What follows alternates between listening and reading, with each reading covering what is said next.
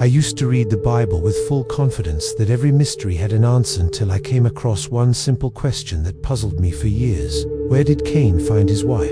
How could he possibly get married and have a child if Adam and Eve were the only two people created? I just couldn't ignore that detail. And from that moment on, I began a journey to uncover one of the Bible's most overlooked but shockingly profound mysteries. I remember the verse clearly, Genesis 4:17. Cain knew his wife, and she conceived and bore Enoch. It's brief, quiet, with no name, no backstory. But behind that silence was a gaping hole in history. I kept wondering, if only Adam, Eve, Cain, and Abel existed, who was this woman?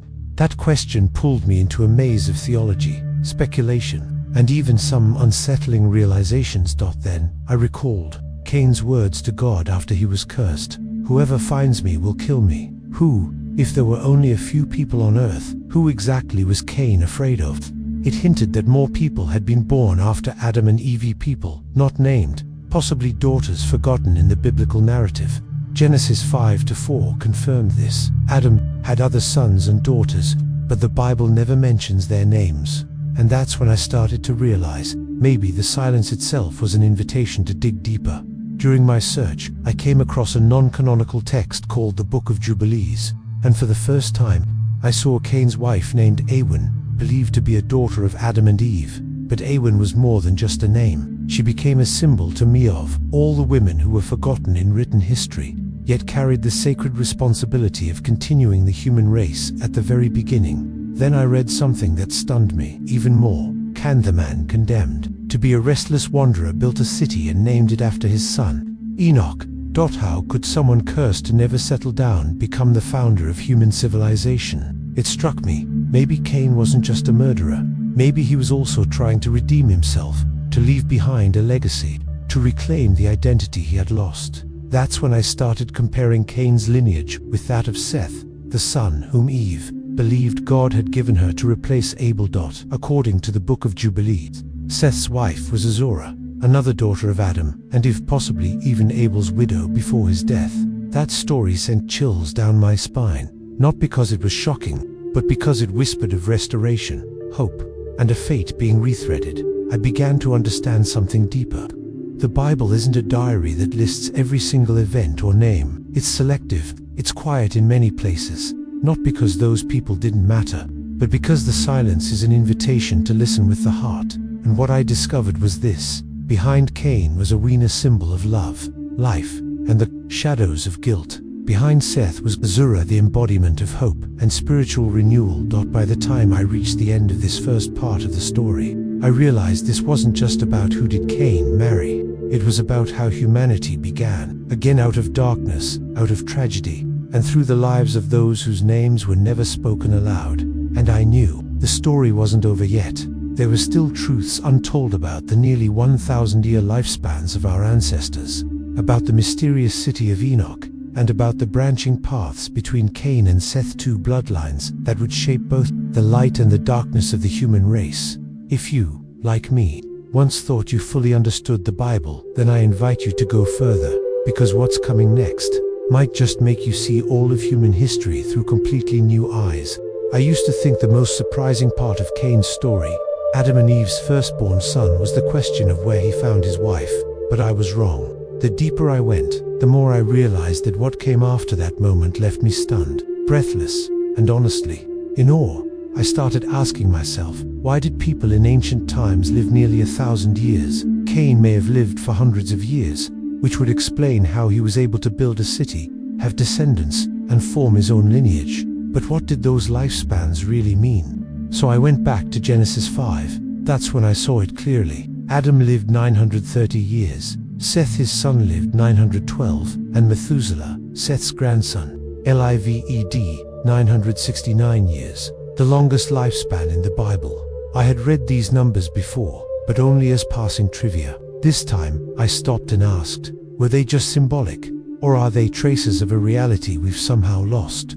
I tried to imagine what it would be like to live almost an entire millennium, to see generation after generation born, to witness the rise and fall of early human communities.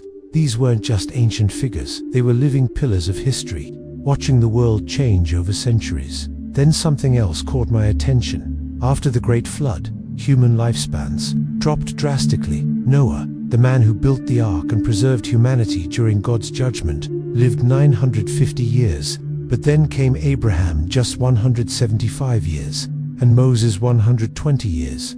Exactly what God had declared in Genesis 6:3. Man's days shall be 120 years. So I asked, what happened to humanity? Was the world before the flood radically different? Were humans once stronger, more resilient, closer to the image of perfection that God had originally designed?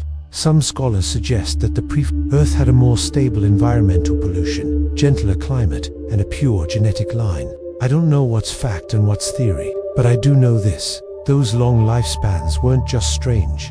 They revealed a unique era when humans still walked close to God. And then I went back to the two lineages, Cain and Seth. I realized their bloodlines weren't just different by ancestry, they stood in total spiritual contrast. Cain, the brother who murdered the man cast out from God's presence, left behind descendants known for innovation but not faith. His children were the first to craft tools, make music, and build early societies. They were pioneers, but not one of them is ever described as calling on the name of the Lord. Seth's line, on the other hand, began with something sacred. Then people began to call on the name of the Lord. That wasn't just prayer. That was a turning point, a moment when humanity chose faith again. In a world already sliding into darkness, I started picturing the two bloodlines like rivers, one flowing fast and strong, but away from its source, the other, slow and deep, always returning to the sacred spring. Then I looked again at the women Awan and Azura. I used to think they were side characters, but the more I reflected, the more I saw them as bridges between life and destiny. Awan, Cain's wife, might have witnessed his descent into darkness, but she still bore children and continued the human story. Azura, rejoined with Seth, became the root of a redemptive lineage that led to Enosh, then Enoch, then Noah, and ultimately to the Messiah. Sometimes I wondered, did those women know their role in history? Did they realize the life they carried?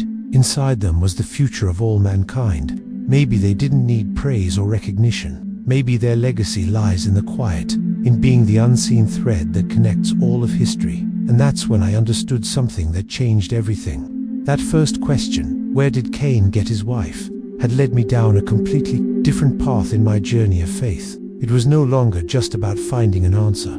It became about recognizing the value of what's forgotten, the power of the unnamed, the holy silence God leaves behind, so that we can seek Him, not just information. And once I began seeking, I saw Him more clearly in the quiet places of Scripture, in the lives that lasted nearly 1,000 years, in the sacred bloodline flowing from Awan to Azura, from Cain to Seth. So if you've ever thought the Bible was just a collection of old stories, I invite you to take another look. Because sometimes, in a question as small as who was Cain's wife, you'll find an entire sacred history, a forgotten truth, and a God who's still waiting for us to return to Him.